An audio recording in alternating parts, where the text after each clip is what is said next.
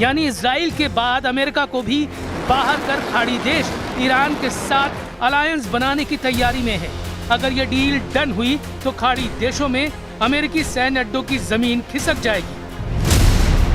खाड़ी देशों का ग्रुप ईरान की टोल शर्तों को मानने के लिए तैयार है। खाड़ी देश एक प्रस्ताव पर काम कर रहे हैं जिसमें ईरान को टोल के नाम पर पैसे मिलेंगे, जबकि ट्रंप हॉर्मुज में टोल के सख्त खिलाफ है।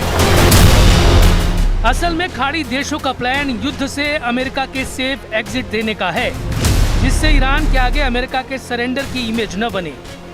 जबकि ईरान ने अरब वर्ल्ड से अगर डील कर ली तो वो अमेरिका के सैन्य अड्डों को तबाह करने तक रुकेगा नहीं। ईरान के पड़ोस में जितने भी ट्रंप के बेस हैं, वहाँ ईरान मार्च 26 वाला बारूदी तांडव 6 महीने तक दिखाने का गोला बारूद जुटाकर बैठा है। कितने ड्रोन लॉन्च करेगा ईरान? शाहिद ड्रोन का सबसे बड़ा अड्डा। 6 महीने तक युद्ध ईरान की गारंटी। ईरान ने अपना सीक्रेट दिखाना शुरू कर दिया है। ईरान अब 6 दिन नहीं, 6 हफ्ते नहीं, 6 महीने तक युद्ध करने के लिए तैयार है। ये सुरंग और यहाँ रखे हुए ड्रोन सबूत है कि ईरान की फायर पावर 6 महीने तक चलती रहेगी और इस दौरान उसकी ड्रोन वाली प्रोडक्शन लाइन लगातार काम करती रहेगी। इस सीक्रेट अड्डे में ड्रोन गिनकर थक जाएंगे ट्रंप और नेतन्याहू। ईरान बता रहा है कि इस वीडियो को देखकर क्यों इजराइल, अमेरिका और उसके साथी खाड़ी देशों को घबराने की जरूरत है, क्योंकि अब वो युद्ध में अपनी सबसे खास रणनीति बदलने जा रहा है और उसके नए हमले मिसाइल अटैक से भी घातक होने जा रहे हैं। 6 महीनों में अगर ईरान अमेरिका बेस क्लियर कर पाएगा तो फिर अगला नंबर इजराइल से हिसाब बराबरी का है, जिसका जिम्मा ईरान ने यमन के हुती फाइटर्स को दे दिया है। यरूशलेम पोस्ट की रिपोर्ट के मुताबिक ईरान से सैन्य तकनीक हासिल करने वाले हुती लड़ाकों ने हाल ही में मिसाइल टेस्ट किया है, जिससे फाइटर ग्रुप की फायर पावर डबल हो गई। इसके अलावा हुती अपनी मिसाइलों की रेंज और तबाही का दायरा बढ़ा रहे हैं, जिससे इजराइल को ज्यादा से ज्यादा नुकसान पहुंचाया जा सके। इजराइल के ईरान पर हमले के बाद हुती लड़ाकों ने अब तक नेतन्याहू आर्मी को बराबर की टक्कर दी है, जबकि लेबनान से हिजबुल्लाह के लड़ाके लगातार इजराइल पर हमला कर रहे हैं। रिपोर्ट के मुताबिक 28 मार्च से अब तक हुती फाइटर्स ने सिर्फ 6 मिसाइलें इजराइल पर दागी हैं और 5 ड्रोन से हमला किया है। हुती चीफ ने नई धमकी में कहा है कि ये उनका मास्टर स्ट्रोक है। लड़ाका ग्रुप के पास इजराइल पर दागने के लिए साल भर का मिसाइल गोदाम है। ईरान समर्थित फाइटर ग्रुप पहले से कहीं ज्यादा घातक प्लान के साथ वॉर मोड में आ चुके हैं। कल तक जिस हिजबुल्लाह को इजराइल लेबनान में घुसकर मार रहा था, वो आज की तारीख में जबरदस्त टक्कर दे रहा है। हिजबुल्लाह चीफ नईम कासिम ने धमकी दी है कि ट्रंप के कहने पर इजराइल से जो समझौता हुआ है वो किसी काम का नहीं। नईम कासिम ने ट्रंप से ईरान वाली डील की डिमांड कर दी है।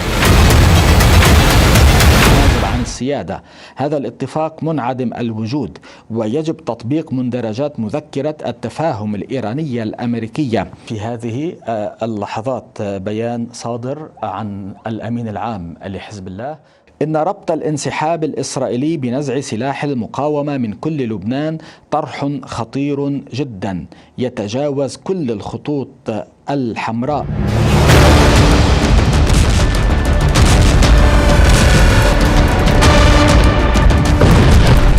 ट्रंप ने इतना पसीना बहाकर लेबनान में जंग रोकने के लिए जो डील करवाई, उसे खुद इजराइल तोड़ने की तैयारी में है, क्योंकि इजराइल के सामने लेबनान से निकलने के लिए जो शर्त रखी गई वो हिजबुल्लाह मानने को तैयार नहीं, क्योंकि हिजबुल्लाह के हथियार छोड़ने का मतलब है अपने पैर पर खुद कुल्हाड़ी मारना।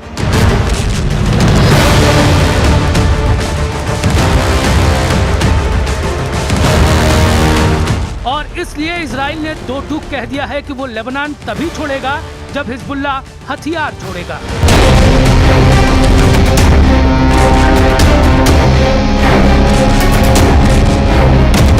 इजराइल के रक्षा मंत्री इजराइल कॉट्स ने कहा कि इजराइल का लेबनान की जमीन पर कब्जा करने का कोई इरादा नहीं है, लेकिन जब तक हिजबुल्लाह अपने हथियार नहीं छोड़ता, तब तक इजरायली सेना दक्षिणी लेबनान के कुछ इलाकों में तैनात रहेगी।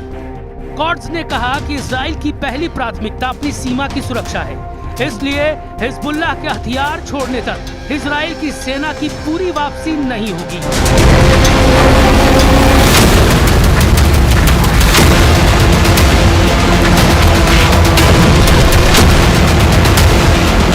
मतलब साफ है, कोई पीछे हटने को तैयार नहीं है। हिजबुल्लाह पहले ही इनकार कर चुका है और अब इजराइल के तेवर भी तीखे हैं। कॉट्स ने तो ये तक बोल दिया कि अमेरिकी राष्ट्रपति के दबाव के बाद इजराइल को अपनी रणनीति बदलनी पड़ी, क्योंकि ट्रंप बीच में नहीं आते तो इजराइल लेबनान में इतने हवाई हमले करता कि हिजबुल्लाह खत्म हो जाता।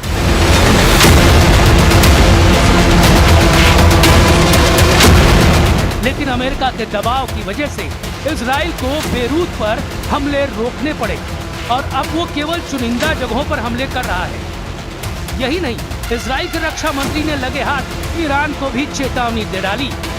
कहा कि अगर ईरान ने इजराइल पर लेबनान की वजह से मिसाइलें दागी तो इजराइल की सेना जवाब देगी और अपने दम पर युद्ध लड़ेगी। यानी नेतन्याहू ने लेबनान के मुद्दे पर नहीं झुकने की कसम खा ली, बोल दिया कि ट्रंप कितना भी दबाव डाल दे वो नहीं झुकेंगे। No matter what happens in the talks, with an agreement, without an agreement, I pledge to you that Iran, as long as I'm Prime Minister, will never have a nuclear weapon. Never. As long as I am the Prime Minister of Israel, I will not let that happen. अब देखना होगा कि Israel का अगला कदम क्या होगा। वो Lebanon में इसी तरह मिलिट्री ऑपरेशन अंजाम देगा या ईरान और हिजबुल्लाह से आर पार का युद्ध लड़ेगा। क्योंकि ट्रंप ने अगर जल्दी मुस्तफा खमेनी और उनकी मिसाइल ब्रिगेड को नहीं रोका तो इजराइल का बचना नामुमकिन होगा।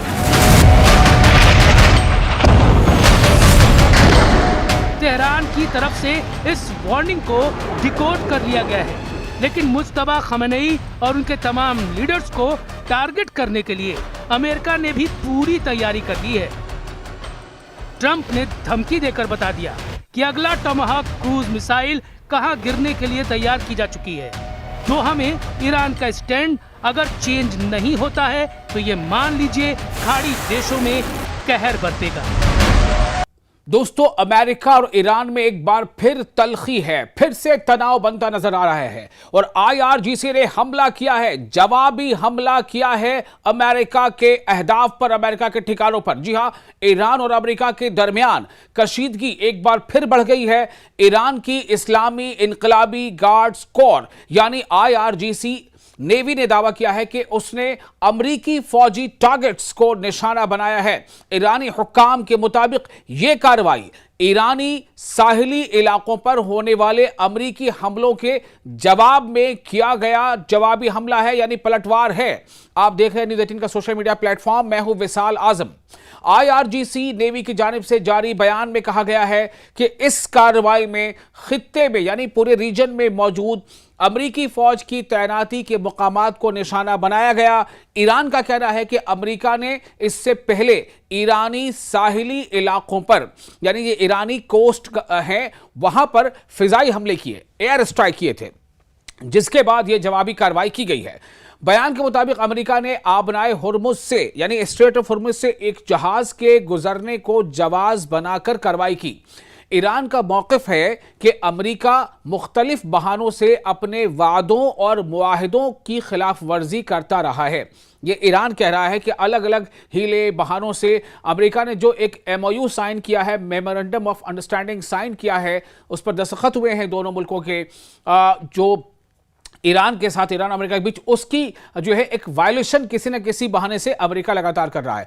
दूसरी जानिब अमेरिकी सेंट्रल कमांड यानी सेंटकॉम ने भी ईरान में बाज अहदाफ कहते हैं टारगेट को, बाज टारगेट्स पर हमलों की तस्दीक की है। अमरीकी हुकाम का कहना है कि यह कार्रवाई एक ड्रोन हमले के जवाब में की गई है। यानी ईरान कह रहा है कि चूंकि अमेरिका ने ईरानी कोस्ट पर हमला किया, एयर स्ट्राइक है, इसलिए ईरान जो है वो उसने जवाबी हमला किया। अमेरिका का कहना है कि हमने हमला बेशक किया, लेकिन हमने कुछ ड्रोन हमले की जवाबी हमला किया, जिसमें उनके मुताबिक सिंगापुर के परचम बरदार माल बरदार जहाज MV एवर लोली को निशाना बनाया गया था, जैसा अमेरिका का कहना है। सेंटकॉम का कहना है अमेरिकी दावे के मुताबिक ये वाकया आबनाए हुर्मुज यानी स्ट्रेट ऑफ हुर्मुज के करीब ओमान के साहिली इलाके में पेश आया। तहम ईरान ने हमेशा की तरह इन इल्जामात को मुस्तरद कर दिया है।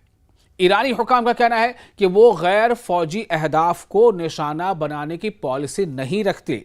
फिर से सुनिए क्या कहा गया ईरान की तरफ से। ईरानी हुकाम कहते हैं यानी जो भी ऑफिशियल्स हैं, आला जो ऑफिशियल्स हैं, उनका कहना है कि वो गैर फौजी अहदाफ के लिए ऐसा कोई भी टारगेट जो कि नॉन मिलिट्री हो, वो उसको निशाना बनाने की पॉलिसी नहीं रखते हैं। ये ईरान कह रहा है।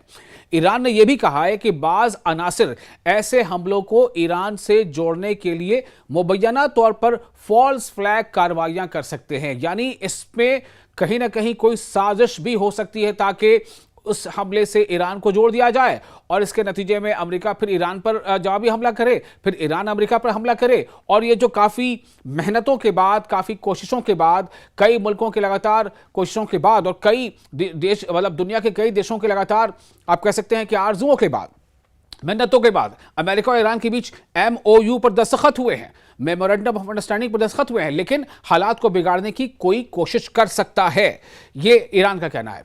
IRGC के बयान में यह भी कहा गया है कि अमेरिका ने दोनों देशों के दरमियान हाल ही में होने वाली मफाहमती यादाश्त यानी मेमोरेंडम ऑफ अंडरस्टैंडिंग यानी MOU की खिलाफ वर्जी करने की कोशिश की है, उसे वायोलेट करने की कोशिश की है। ईरान का कहना है कि इसका मुनासिब जवाब दे दिया गया है। ईरानी फोर्स ने खबरदार भी किया है कि अगर मुस्तकबिल में यानी इन फ्यूचर ऐसी कार्रवाइयां दोबारा हुई तो उसका जवाब पहले से ज्यादा सख्त और वसी होगा, यानी ज्यादा फैलाव के साथ होगा। यह आपको वाजे कर दें कि इससे कबल 7 अप्रैल को अमेरिकी सदर डोनाल्ड ट्रंप ने जंग बंदी का ऐलान किया था। ताहम हालिया वाकयात के बाद एक बार फिर रीजन में कशीदगी यानी तनाव बढ़ने के खदशात पैदा हो गए हैं। फिलहाल दोनों जानिब से सख्त बयानात सामने आ रहे हैं, जबकि आलमी बिरादरी यानी वर्ल्ड कम्युनिटी जो है वो सूरत हाल पर गहरी नजर रखे हुए है। अब देखना यह होगा कि आने वाले दिनों में यह तनाज़ा मजीद शिद्दत अख्तियार करता है या सिफारती कोशिशों के जरिए हालात को काबू में लाया जाता है। फिलहाल इतना ही, लेकिन हाँ, हालात जैसे जैसे बदलेंगे वैसे वैसे आपको हम कोशिश करेंगे कि आपको अपडेट रखें, आपको ताज़ा जानकारी पहुंचाएं। आपको ये वीडियो कैसा लगा, आप इस बारे में अपने तासुरात हमें कमेंट बॉक्स में लिखकर शेयर कर सकते हैं।